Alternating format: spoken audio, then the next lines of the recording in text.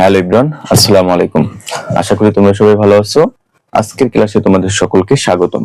তো আজকের আলোচনার বিষয় হচ্ছে আমাদের এই দুইটা ম্যাথ, एग्जांपल 17 এবং एग्जांपल 23। তো এর আগের লেকচারে আমি एग्जांपल 17 আলোচনা করতে চেয়েছিলাম, একটা প্রবলেমের জন্য আমি সেটা আলোচনা করতে পারিনি।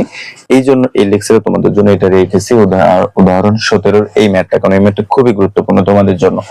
এখানে দেখো উদাহরণ 17 বলা হচ্ছে যে 0 থেকে π/2 dx square cos square x plus b square sin square x। তো তোমরা জানো যে এটা আমাদের নির্দিষ্ট যোগজ, অর্থাৎ যেটা আপার লিমিট এবং লোয়ার লিমিট থাকবে সেইগুলার যোগজীকরণ করতে হবে। তো দেখো এইখানে মানে এই বিষয়গুলা কিন্তু অন্তরীকরণে করা আছে, জাস্ট আপার লিমিট লোয়ার লিমিটের বিষয়টা ছাড়া, অর্থাৎ dx square cos square x plus b square sin x এই জিনিসগুলো তোমরা কিন্তু বারবার এই টাইপের ম্যাথ তোমরা যোগজীকরণ অধ্যায়ের অনেকবারই করেছো।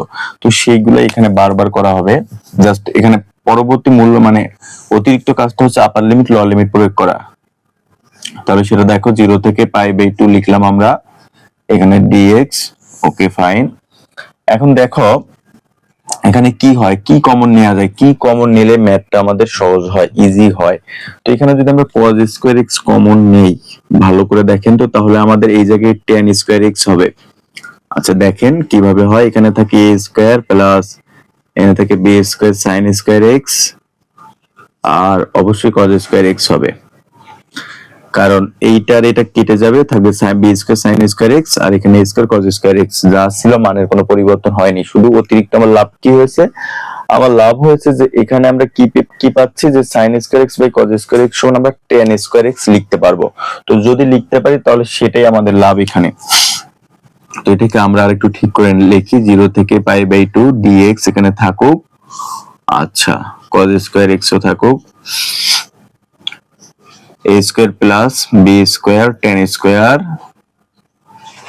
x, এইটাই তো আমাদের ভ্যালু, তাই না? এখন আমরা যদি tan কে ধরে যদি সেটার কাজ করি তাহলে এই ম্যাথটা ক্যালকুলেশন হয়ে যাবে। তো দেখো সেটা কিভাবে, লেট আমরা ধরে নিব যে tan x সমান কি বলেন তো, z ধরলাম আমরা, এটা আমরা ধরলাম। তো তোমরা জানো কোনো কিছুকে ধরলে সেটাকে অন্তরীকরণ করতে হয়, তার মানে ddx প্রয়োগ করতে হয়। তো ddx প্রয়োগ করো tan x কে, মানে tan x যদি ddx tan x হয় তাহলে কি হবে বলেন তো, ddx tan x হলে হবে sec square x, sec square x, আর এটাকে ddx প্রয়োগ করলে হবে dz dx। তো এখন আমরা আর গুণন করে দেব, তাহলে হবে sec স্কয়ার x, এটা নিচে তো 1 আছে, তো sec স্কয়ার x dx, আর হচ্ছে 1 এর সাথে dz গুণ করলে হবে dz। এখন দেখেন আপার লিমিট লোয়ার লিমিটের প্রবলেমটা কোথায়, অনেকে আমরা আপার লিমিট লোয়ার লিমিটের ক্ষেত্রে যে dz এর বা dx এর রেসপেক্টে যে আপার লিমিট লোয়ার লিমিট হয় এটা কিন্তু বুঝি না। অনেক তোমাদের দেখা যায় ভার্সিটি স্টুডেন্টদের যারা ভার্সিটি পরীক্ষা দিতে যাচ্ছে, ভর্তি পরীক্ষা দিতে যাচ্ছে, তাদেরকেও জিজ্ঞেস করা হয় ভাইয়া এখানকার 0 বা এখানকার π/2 কোথায় থেকে আসলো বা কার রেসপেক্ট এটা হয়েছে, সে তখন বলতে পারে না যে এটা কিভাবে আসলো বা কেমন করে হলো। আচ্ছা এখানে মনে রাখবা যে dx এর রেসপেক্টে এই ভ্যালুগুলো আপার লিমিট লোয়ার লিমিট গুলা, এখন যদি তুমি চেঞ্জ করো dx রাখবা না, তুমি সেটাকে dz এ রূপান্তর করবা বা dp তে রূপান্তর করবা বা dl এ অন্য কোনো তুমি চলকে রূপান্তর করবা, তখন কিন্তু তোমার আপার লিমিট লোয়ার লিমিটটাও তার রেসপেক্টে তার সম্মানে তৈরি করে তোমাকে নিতে হবে। তো তাহলে এখন আমরা আপার লিমিট এবং লোয়ার লিমিটটা তৈরি করি। হ্যাঁ একটু খেয়াল করেন, আমরা তৈরি করব এখন কি বলেন তো, আপার লিমিট এবং লোয়ার লিমিট। তাহলে x এবং z, তাহলে x এর ভ্যালু কত ছিল 0, মানটা কিন্তু এখানে বসাবো, তাহলে x এর ভ্যালু কত বলেন তো, 0 বসাবো এখানে। তাহলে x এর ভ্যালু এখানে 0 বসাবো, তাহলে আমরা x এর জায়গায় 0 বসাবো, তাহলে tan মানে z এর ভ্যালু বের হবে, তাহলে tan 0 এর মান কত বলেন তো 0, তাহলে tan 0 এর মান 0। এখন x এর ভ্যালু বসাবো π/2, এখানে বসাবো কত π/2, তাহলে tan π/2 মানে কি বলেন তো, tan π/2 মানে অসংজ্ঞায়িত মানে অসীম, যে মানের কোনো সীমাস্থ মানটা আমরা জানি না, তাহলে এটার মানটা কি আমাদের অসীম। তাহলে এটার ক্ষেত্রে মানটা আমরা কি পাচ্ছি বলেন তো, অসীম। তাহলে এখানে পাচ্ছি 0 এর ক্ষেত্রে 0 আর π/2 এর ক্ষেত্রে ভ্যালুটা পাচ্ছি আমরা অসীম। তাহলে আমরা এখন সেটা প্রয়োগ করব 0 থেকে, আচ্ছা 0 এর জায়গায় 0, π/2 এর জায়গায় অসীম। আচ্ছা, এখানে আরেকটা জিনিস, one by cos square x সমান কি বলেন তো? এখানে উপরে অন আছে, one by cos square x সমান কি সেক স্কয়ার এক্স হয়, তাই না? মানে এটাকে আমরা লিখতে পারি যে, আচ্ছা এটাকে চাইলে আমরা আরেকটা লাইন বাড়িয়েও লিখতে পারি, মানে এরকম করে এখানে আরেকটা লাইন তোমরা চাইলে বাড়িয়েও লিখতে পারো যে one by cos square x সমান সেক স্কয়ার এক্স ডিএক্স, নিচে যা আছে তাই a square plus b square tan square x. তো এটাই তো নাকি? তো one by cos square x সমান সেক স্কয়ার এক্স, তো সেক স্কয়ার ডিএক্স সমান কি? তাহলে উপরে থাকতেছে আমাদের ডি জেড আর নিচে হচ্ছে আমাদের এ স্কয়ার প্লাস বি স্কয়ার, থাকুক এখানে এ স্কয়ার প্লাস বি স্কয়ার, আর tan x এর জায়গায় কি হবে? জেড, জেড এর উপরে স্কয়ার আছে, স্কয়ার দিয়ে দিলাম। আচ্ছা, শূন্য থেকে অসীম যা আছে থাকুক ডিজেড। তো এখান থেকে আমরা বি স্কয়ারটা কমন নিব, তাহলে বি স্কয়ারটা কমন নিলে কি হয় বলেন তো? এখানে থাকে a square by b square plus এখানে থাকে আমাদের জেড স্কয়ার, তাই না? তাহলে এখানে থাকতেছে আমার a square by b square plus z square, অর্থাৎ আমরা এ বি কে ধ্রুবক হিসেবে চিনবো আর এই জেড কে চলক হিসেবে বিবেচনা করব। তো এই জন্য বি কে আলাদা করলাম, মানে এ বি কে এক জায়গায় করলাম আর জেড কে আরেক জায়গায় করলাম। এখন অন বাই বি স্কয়ার, যেহেতু এটা ধ্রুবক আমরা বাহিরে বের করে নেই। আচ্ছা, এরপরে এখন কি করব আমরা? আচ্ছা, আরেকবার আমরা আরেকটা লাইন বাড়িয়ে নেই, ডিজেড এ বাই বি তার উপর হোল স্কয়ার প্লাস জেড এর উপর হোল স্কয়ার। এখন দেখেন তো এই সূত্রটা মনে আছে কিনা, যে integration d x by x square plus a square. আচ্ছা, তাহলে তখন কি লিখেছি আমরা বলেন তো? তখন আমরা লিখেছি যে one by a tan inverse x by a plus, আচ্ছা প্লাস সি লিখতাম, কিন্তু যেহেতু আপার লিমিট লোয়ার লিমিট আছে, সি তো লেখার কোনো প্রশ্নই ওঠে না।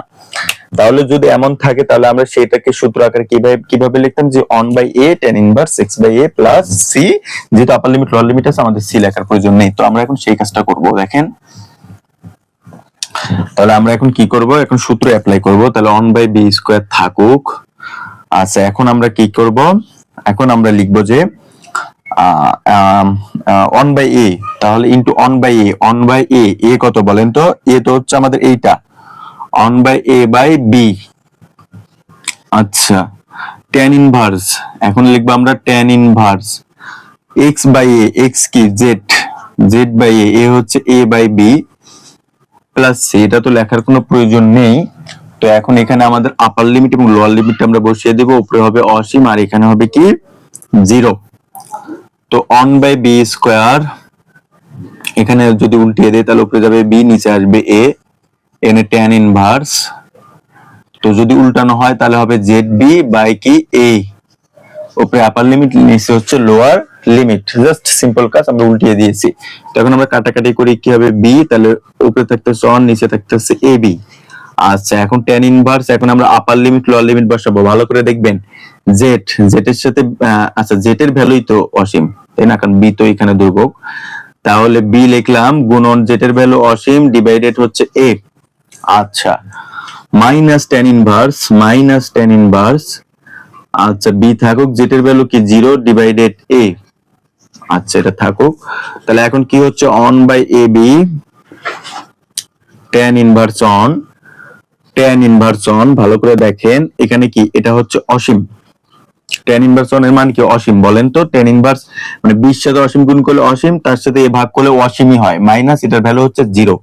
তো অন বাই এ বি, এখন অসীমের মান কত? অসীম কখন আমরা পাই? পাই বাই 2 সময় পাই না? পাই বাই 2 সময় তো tan এর মানটা অসীম হয়, তাই না? তাহলে এটাই হচ্ছে আমাদের, অর্থাৎ পাই বাই 2 এ বি, এটাই হচ্ছে আমাদের এই ম্যাথের আনসার। তো আশা করি তোমরা বুঝতে পেরেছো। এই পর্যায়ে আমরা एग्जांपल 23 সমাধান করব, দেখো।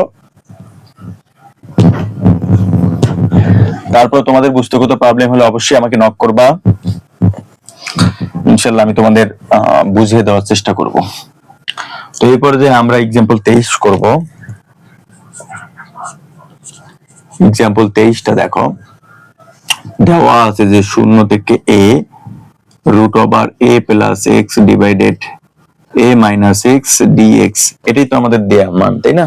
এখন আমাদের সুবিধাজনক ভাবে কোনো একটা কিছুকে ধরে নিতে হয়। এই যে ধরে নেওয়ার বিষয়গুলো, এগুলো তোমরা তখনই বুঝবা যখন তোমার অন্তরীকরণের বিষয়গুলো আগে ক্লিয়ার হবে এবং যোগজীকরণের বেসিক বিষয়গুলো ক্লিয়ার হবে। তারপরে তুমি আমার প্রত্যেকটা ম্যাথ যদি বুঝে বুঝে করো, বুঝে বুঝে শেখো, আশা করি তোমার বেসিকটা এখান থেকেই তৈরি হওয়ার পসিবিলিটি আছে, কোনো সমস্যা হওয়ার কথা না। কারণ আমি বেসিক থেকে আমার ক্লাসগুলো করাই, যাতে বাচ্চারা আগের কোনো জায়গায় গ্যাপ থাকলে সেটা পূরণ হয়ে যায়। এখন দেখো, আমরা ধরে নিব, এখানে ধরি আমাদের এক্স কে ধরলে সুবিধা হয়, চলককে আমরা ধরবো সবসময়। এক্স সমান a cos থিটা কে ধরলে ম্যাথটা ক্যালকুলেশন দ্রুত হয়। তোমরা চাইলে সাইন থিটাকে ধরতে পারো, তখন ক্যালকুলেশন তোমাদের অনেক ধীর গতির হতে পারে। এখন আমরা অন্তরীকরণ করবো, অন্তরীকরণ এক্স কে করলে হয় অন, আর এটাকে করলে হয় মাইনাস এ সাইন থিটা, আর যেহেতু এটা এক্স না, তাহলে ডি থিটা বাই ডিএক্স, তাহলে ডি থিটা লিখলাম, আর ডিএক্স টা ভাগ আকারে থাকে, এপাশে শেষে গুণ হবে ডিএক্স। তাহলে আমরা অন্তরীকরণ করলে এইটা পাই। ভালো করে দেখেন, এখানে ডি থিটা বাই ডিএক্স হবে না, তো ডিএক্স এখানে আসে, তো এটাই হবে, তাই না? এগুলো বারবার বুঝাচ্ছি। আপার লিমিট এবং লোয়ার লিমিটটা বের করে নেই এক্স আর থিটার ক্ষেত্রে। তো যখন এক্স এর ভ্যালু কত বলেন তো? যখন এক্স এর ভ্যালু 0, যখন এক্স এর আচ্ছা যখন এক্স এর ভ্যালু কি, যখন এক্স এর ভ্যালু 0, তখন এখানে cos থিটার ভ্যালু আসলে কত হবে? তো যখন থিটা মানে cos এই পাশে আসবে, তখন হবে cos ইনভার্স কি 0, তাই না? তাহলে থাকতেছে কি থিটা। তাহলে cos ইনভার্স 0 মান কত? অন মানে থিটা। তাহলে অন কত ডিগ্রির মান? 90 ডিগ্রির মানই তো অন, তাই না? তাহলে 90 ডিগ্রি মান অন হলে সেটাকে আমরা কিভাবে লিখি? π/2। অর্থাৎ cos কত ডিগ্রির মান? অন। cos হচ্ছে 90 ডিগ্রির মান অন। যদি 90 ডিগ্রি মান অন হয়, 90 ডিগ্রিকে আমরা কিভাবে লিখি? π/2 লিখি না, এই কারণে π/2। আচ্ছা, এখন বসাবো আমরা a। তাহলে এখানে যদি a হয়, এখানে a আছে, তাহলে বিষয়টা হবে এমন, a সমান a cos থিটা, a পাশে এসে ভাগ হবে, সমান cos থিটা, কাটাকাটি গেলে অন, তাহলে cos থিটার মান কত? অন। তাহলে থিটা ইকুয়াল cos ইনভার্স কত বলেন তো? cos theta equal cos inverse on মানে কি 0। তার মানে থিটার ভ্যালু এখানে বের হবে, এক্স্যাক্টলি মান ভ্যালুটা বের হবে কত? 0। তো দেখো, এটা আশা করি তোমাদের ক্লিয়ার। তো এই হলো আপার লিমিট, লোয়ার লিমিট গেল আমাদের। এখন আমরা আচ্ছা এই মুছে ফেললাম, ওকে ফাইন। এখানে ছিল 0 জায়গায় π/2, আর এখানে ছিল হচ্ছে এর জায়গায় 0 ছিল। এখন আমরা মানটা বসাই, a প্লাস এক্স এর মান কি বলেন তো?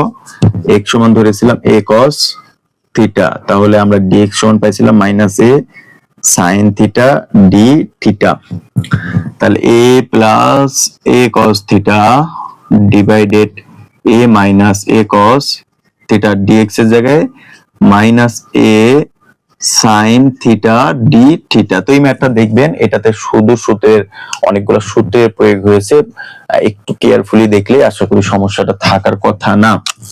এখন মাইনাস এটা আমাদের কোনো প্রয়োজন নেই, ধ্রুবক, এটাকে আমরা বাইরে নিয়ে আসলাম। মাইনাস a π/2 0 থাকুক, এখানে a কমন যায়, থাকে অন প্লাস cos থিটা, নিচেও a কমন যায়, থাকে অন মাইনাস cos থিটা। আচ্ছা, আর এখানে থাকে সাইন থিটা ডি থিটা। দেখেন, এগুলোতে প্রবলেম থাকার কথা না। মাইনাস আছে, মাইনাসকে দূর করব। দূর করলে কি করতে বলেন তো? আপার লিমিট অন, লোয়ার লিমিট ধরেন আছে মাইনাস অন, এখানে আছে মাইনাস, চেঞ্জ করে দিব। আপার লিমিটটা আসবে নিচে, লোয়ার লিমিটটা যাবে উপরে, এখানে চিহ্ন মাইনাস প্লাস আর একটা মাইনাস আসবে, তো মাইনাস মাইনাস হয়ে যায় কি প্লাস। তো আপার লিমিট লোয়ার লিমিট চেঞ্জ করলে চিহ্ন পরিবর্তন হয়ে যাবে, এখানে হয়ে যাবে প্লাস, এখানে হয়ে যাবে প্লাস। এটা সব সময় কিন্তু আপার লিমিটের জায়গায় লোয়ার লিমিট, লোয়ার লিমিটের জায়গায় আপার লিমিট গেলে এখানকার চিহ্ন আরেকটা মাইনাস আসবে, তো আরেকটা মাইনাস এবং আরেকটা মাইনাস, দুইটা মাইনাস মিলে হয় প্লাস, তাহলে 0 π/2। এটা সবসময় করবা, যদি আপার এখানে মাইনাস থাকে, আপার লিমিট লোয়ার লিমিটকে তোমরা কি করে দিবা? চেঞ্জ করে দিবা, যদি চেঞ্জ করার মতো অবস্থায় থাকে। কেটে দাও। এখন অন প্লাস cos থিটা, ভালো করে দেখেন যে অন প্লাস cos 2 এর সূত্রটা কি? 2 cos স্কয়ার a। তাহলে অন প্লাস cos 2 এর সূত্রটা কি? 2 cos স্কয়ার a। এখন যদি শুধু cos থিটা থাকে, এরকম থাকে, তাহলে কি করবা? যে 2টা নেই, যে অন প্লাস cos a আছে, তাহলে কিন্তু তোমাকে কি করতে হয়? একটা 2 দ্বারা এখানে ভাগ করে দিতে হয়। সূত্রটা হচ্ছে এমন যে 2 cos স্কয়ার, হ্যাঁ, থিটা বাই 2। কারণ এখানে যখন 2 থাকে, ভালো করে দেখবেন, এখানে যখন 2 থাকে তখন এখানে সূত্রতে 2 আসে, এখানে আর অতিরিক্ত কোনো 2 হয় না। কিন্তু যখন 2 থাকে না, তখন আমাকে অতিরিক্ত 2 নিয়ে আসতে এবং সেটাকে দিয়ে ভাগ করে দিতে হয়। এটা কিন্তু মূল কথা। সেম ভাবে এখানেও সেম ভাবে, যেহেতু এখানে 2 আছে, এখানে আছে, এখানে ভাগ হওয়ার দরকার নেই, 2 না থাকলে ভাগ হবে। তাহলে আমরা সেটা লিখবো যে 1 প্লাস cos a সমান 2 cos square theta by 2, 1 minus cos a 2 sin square theta by 2, আর sin a সমান 2 sin, যেহেতু এখানে আমাদের 2 নাই তাহলে আমাদের ভাগ হয়ে যাবে, যেহেতু 2 নিয়েছি 2 দ্বারা ভাগ করতে হবে, তাহলে 2 sin a cos a আর হচ্ছে তো d থিটা থাকবেই। তো দেখো আশা করি ক্লিয়ার হয়েছে, কোনো কোথাও প্রবলেম থাকার কথা না। তো এখন জাস্ট সিম্পল কাজ, 0 থেকে π/2 এখানে থাকুক। তো এটা একটু দেখো, আমি একটু ভেঙে দেই। এখানে √2 কে আলাদাভাবে নিলাম, আর √cos স্কয়ার থিটা বাই 2 কে আলাদাভাবে নিলাম। সেম ভাবে এখানে √2 কে আলাদাভাবে নিলাম, √sin স্কয়ার থিটা বাই 2 কে আমরা আলাদাভাবে নিলাম। তো দেখো √2 কাটা যায়, স্কয়ার রুট কাটা যায়, তাহলে উপরে থাকে cos থিটা বাই 2, আর নিচে থাকে আমাদের এটা কাটা যায়, তাহলে থাকে sin থিটা বাই 2। এটা কিন্তু আমাদের থাকতেছে। তো এটা এখন আমরা এখানে লিখবো যে এখানে থাকে আমার cos থিটা বাই 2, আর এখানে নিচে থাকে আমার sin থিটা বাই 2, আর এখানে তো যা আছে তা থাকবে 2 sin theta by 2 into cos theta by 2, আর থাকতেছে d থিটা। তো দেখো এখানে তোমাদের কিন্তু কোথাও প্রবলেম থাকার কথা না, কারণ এগুলো সিম্পল কাজ। এখন কেটে দাও, এখানে একটা sin থিটা বাই 2, এখানে একটা sin থিটা বাই 2 কেটে যায়, থাকবে কয়টা? একটা কিন্তু sin থিটা বাই 2 এখানে আছে। আচ্ছা সরি, এখানে sin থিটা বাই 2 কেটে গেছে। এখন দেখো বাকি কাজটা খুবই ইজি। এখানে a থাকবে, 0 থেকে π/2 থাকুক তার জায়গায়, cos থিটা আর cos থিটা গুণ করলে কি হয় বলেন তো? cos স্কয়ার থিটা বাই 2, আর এই দুইটা সামনে থাকুক, আর কি আছে আমাদের সাথে? d theta. আচ্ছা এখন এই 2 কে আমরা বাইরে নিয়ে আসলাম, আচ্ছা 2 কে বাইরে না নিয়ে আসি, কারণ এখানে আমরা সূত্র অ্যাপ্লাই করব 0 থেকে π/2।